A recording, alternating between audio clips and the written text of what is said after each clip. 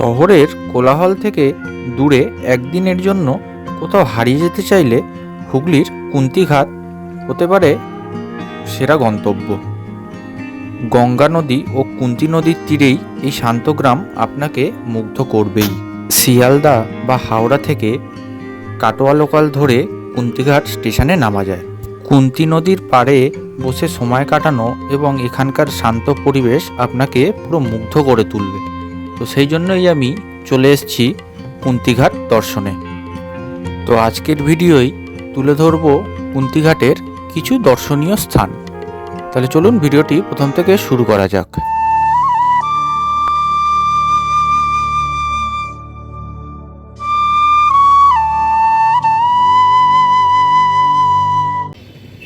তো প্রথমেই আমরা দেখে নেব কুন্তিঘাটের নিকট বাসুদেবপুর গ্রামের একটি প্রাচীন রঘু ডাকাতের কালী মন্দির।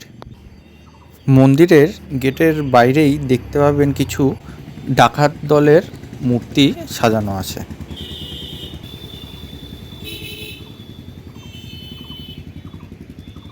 ভিতরে প্রবেশ করেই দেখতে পাবেন এক চূড়া বিশিষ্ট ডাকাত কালী মন্দির।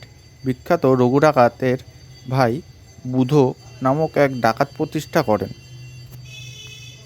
বুধ ডাকাতের কালী মূর্তিটির বর্তমানে কোনো অস্তিত্ব নেই। এই মন্দিরটি প্রায় 5 বিঘা জমির ওপরে প্রতিষ্ঠিত। এক চূড়া বিশিষ্ট এই মন্দিরে 7 ফুট উঁচু রুদ্রমূর্তিধারী মা কালীর পুজো হয়। প্রায় 500 বছর আগে বাঘাটির জয়পুরের বাসিন্দা বিধুভূষণ ঘোষ ও তার ভাই রঘু ঘোষ ঘন জঙ্গলের কালীমূর্তি স্থাপন করেন। দিনের বেলায় দুই ভাই দিনমজুরের কাজ করলেও রাতে ধনী ও প্রভাবশালী ব্যক্তিদের বাড়িতে ডাকাতি করত। ডাকাত দলের ভয়ে দুপুরের পর থেকে এই রাস্তায় কোনো মানুষ চলাচল করত না। সাধক কবি রামপ্রসাদ সেন কোনো এক সময় এই রাস্তা ধরে ত্রিবেণী ফেরিঘাটে ফিরছিলেন। ওই সময় রঘু ডাকাতের লোকজন তাকে নরবলি দেওয়ার জন্য কাঁধে করে নিয়ে আসে।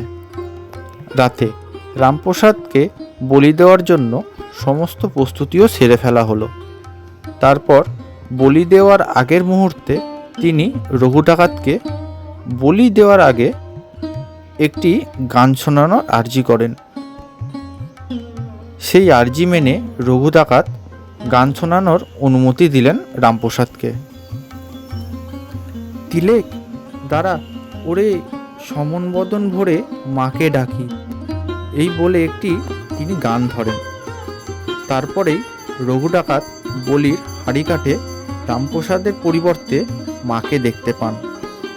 এরপর থেকে রঘু ডাকাত বলি বন্ধ করে দিয়ে রামপ্রসাদের সেবা করেন।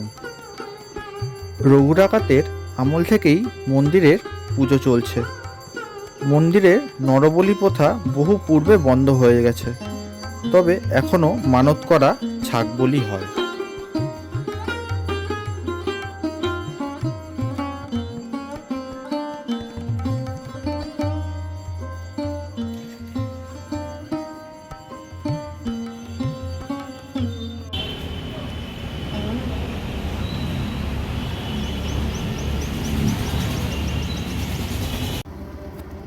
বাসুদেবপুরের ডাকাত কালীবাড়ি মন্দির দর্শন করার পর চলে যাব কুন্তিঘাটের সবথেকে দর্শনীয় স্থান, সেটি হলো উডেন হ্যাঙ্গিং ব্রিজ অথবা কাঠের ঝুলন্ত ব্রিজ, যেটি দেখার জন্য দূর দূরান্ত থেকে লোক আসে।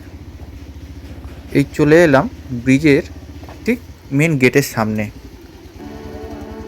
বাসুদেবপুরের ডাকাতকালী মন্দির থেকে প্রায় 5.5 কিলোমিটার দূরে অবস্থিত এই হ্যাঙ্গিং ব্রিজ, যেটি কুন্তিঘাটের একটি ঐতিহ্যবাহী কাঠের ঝুলন্ত সেতু, যেটি 300 বছরেরও পুরনো, যা ডাচ শাসন আমলে ড্যানিয়েল স্মিথ এবং ভাস্তারার জমিদার ছকুরাম সিমের উদ্যোগে নির্মিত হয়েছিল।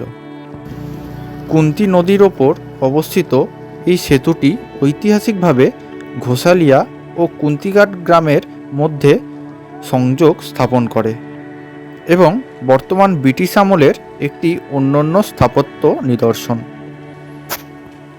এই সেতুটি কুন্তিঘাট স্টেশনের ঠিক কাছেই অবস্থিত, যা কুন্তি নদীর উপর নির্মিত।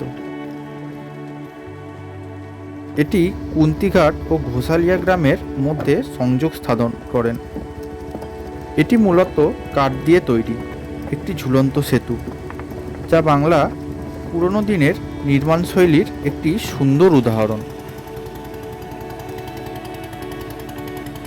এটি বাংলার অন্যতম কাঠের ঝুলন্ত সেতু হিসাবে পরিচিত, যা আজও টিকে আছে এবং স্থানীয় বাসিন্দাদের চলাচলের মাধ্যম হিসাবে ব্যবহৃত হয়।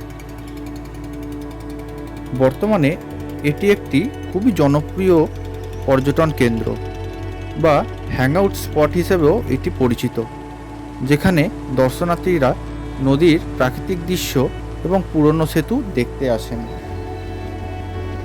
তো ভিডিওটি কেমন লাগলো অবশ্যই জানাবেন, এবং আমি ত্রিবেণীর কিছু দর্শনীয় স্থান নিয়ে খুব তাড়াতাড়ি একটি ভিডিও দেব। তো দেখা হচ্ছে পরের ভিডিওয়। আজকের জন্য টাটা।